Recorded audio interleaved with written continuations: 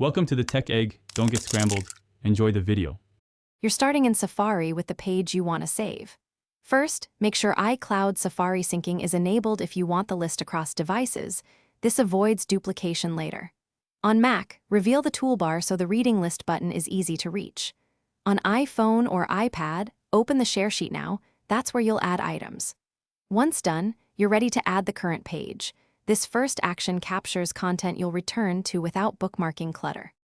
Now add the page. On iPhone or iPad, tap Share then Add to Reading List. On Mac, click the glasses icon or use the Share button.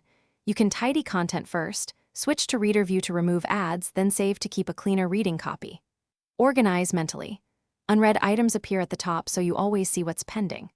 Once added, you can add several pages in sequence and they'll queue up, which makes batching research or long-form reading efficient and focused. To finish, open your reading list from the sidebar on Mac or the book icon on iPhone and iPad. You'll see unread indicators and can tap an item to open it. Manage entries by swiping left to delete on iOS or right-clicking on Mac to remove or share. Mark items read to clear the badge.